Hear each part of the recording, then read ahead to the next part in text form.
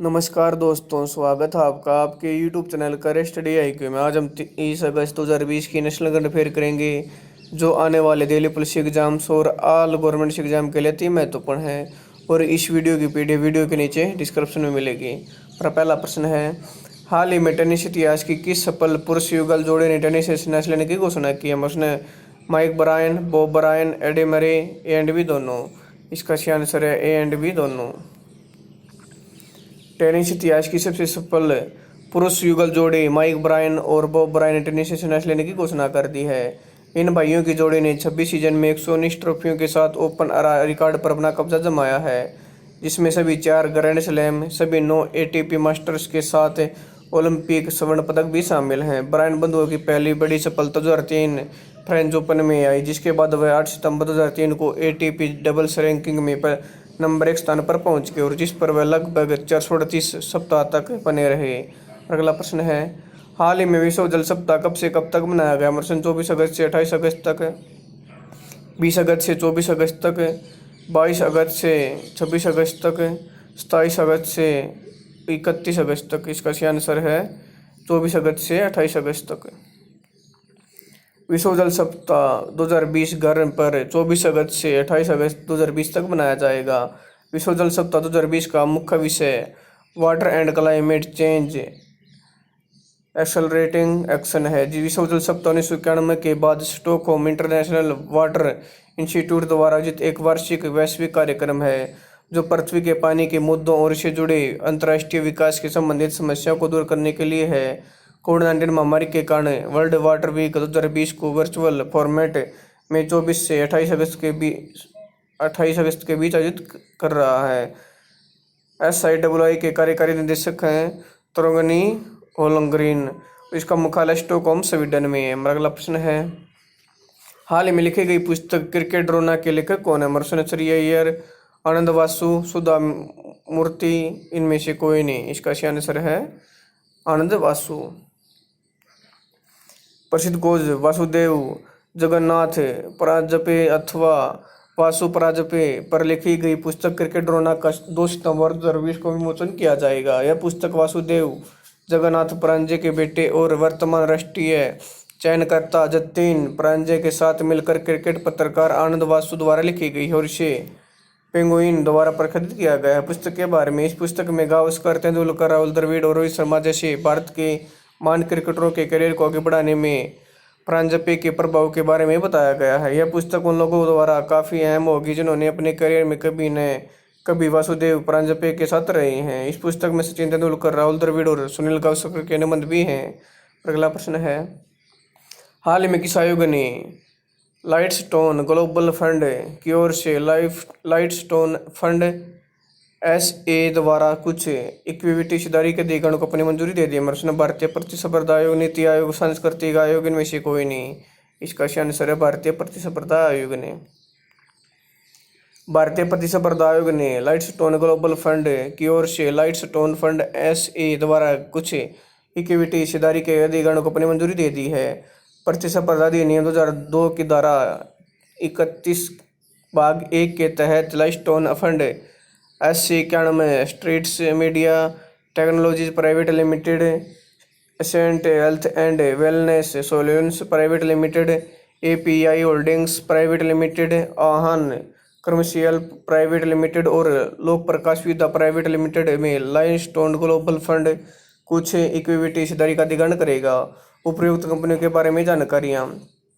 लाइटस्टोन fund SA, इसकी संरचना एक आरक्षित वैकल्पिक निवेश कोष के रूप में, और शुरू में इसे एक अम्ब्रेला निधि संरचना के रूप में स्थापित किया गया था, जिसका प्रबंधन उनके वैकल्पिक निवेश कोष प्रबंधक यानी LGT कैपिटल पार्टनर्स लिमिटेड द्वारा किया जाता था।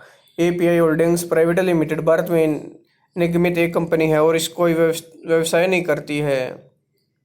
इसे अपनी सहायक कंपनी के माध्यम से स्ट्रिक्ट इनोवेशन प्राइवेट लिमिटेड में हिस्सेदारी हासिल की, जो स्वास्थ्य सेवा के साथ साथ गैर स्वास्थ्य सेवा क्षेत्र में सॉफ्टवेयर और उद्यम संस्थान योजना समाधान विकसित करने के व्यवसाय में लगी हुई है।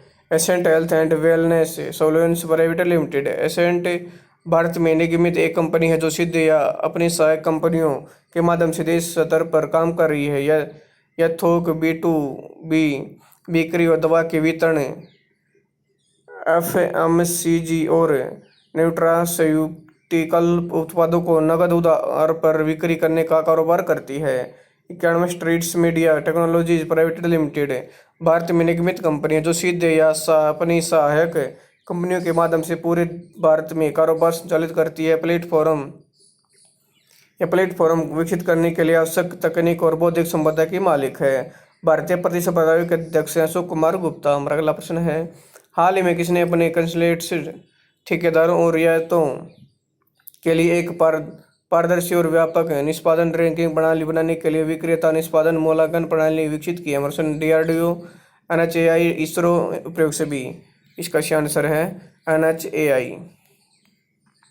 भारतीय राष्ट्रीय राजमार्ग प्राधिकरण ने अपने कंसल्टेंट्स, ठेकेदारों और रियायतों के लिए एक पारदर्शी व्यापक निष्पादन रैंकिंग्स प्रणाली बनाने के लिए विक्रेता निष्पादन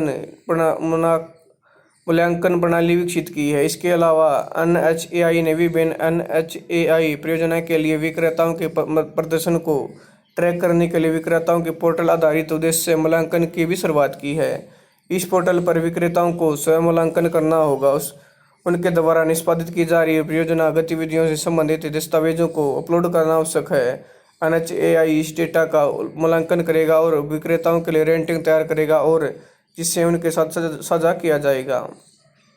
जो विक्रेता पोर्टल पर अपेक्षित दस्तावेज अपलोड नहीं कर पाए उन्हें NHAI की नीलामी में हिस्सा लेने की अनुमति नहीं दी जाएगी। हमारा अगला प्रश्न है, हाल ही में किसके द्वारा directorate general national candidate corps mobile परीक्षण ऐप लॉन्च किया गया? डॉक्टर हर्षवर्धन, राजनाथ सिंह, अमित शाह, स्मृति ईरानी। इसका सही आंसर है राजनाथ सिंह। रक्षा मंत्री राजनाथ सिंह द्वारा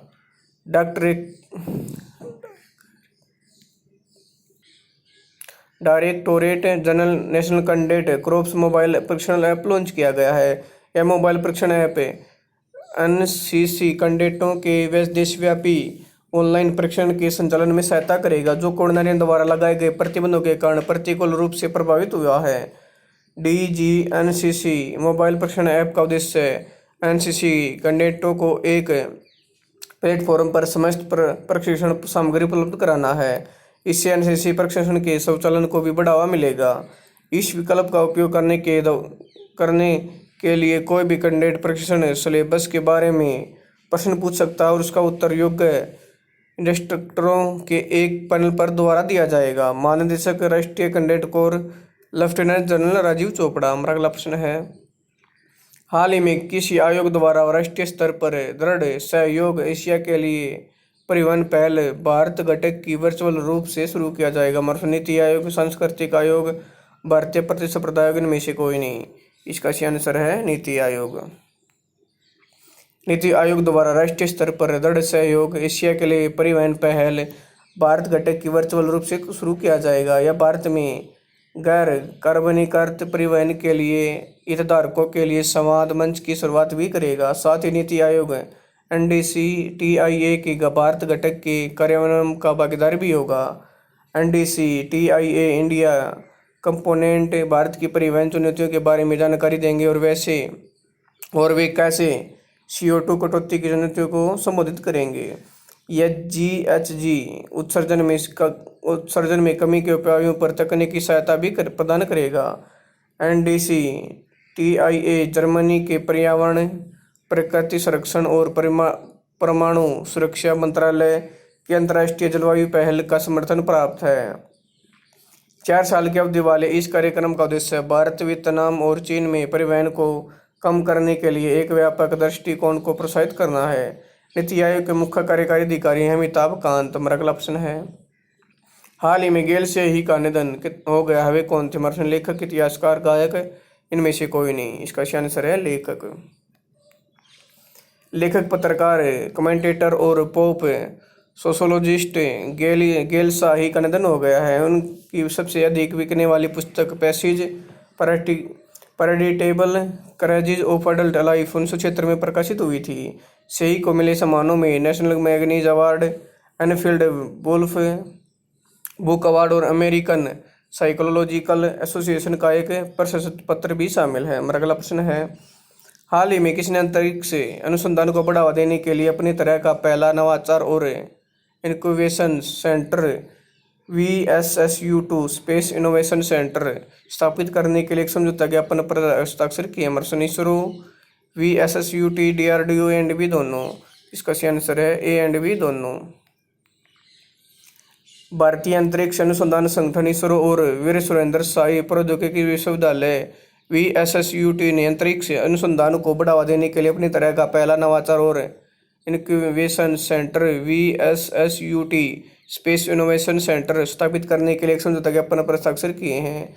इसरो और VSSUT हाई एंड सिमुलेशन उपकरण, स्टैटिक परीक्षण सुविधा और ठोस प्रणोदन अनुसंधान प्रयोगशाला जैसी लघु परीक्षण सुविधाएं विकसित करने के लिए सहयोग करेंगे और स्केल डाउन मॉडल के लिए परीक्षण सुविधाओं की स्थापना करेंगे। MOU की महत्वपूर्ण विशेषताएं, इसरो VSSUT के बुनियादी ढांचे के विकास के लिए तकनीकी परामर्श सहायता और 50 लाख रुपए की वित्तीय सहायता देगा।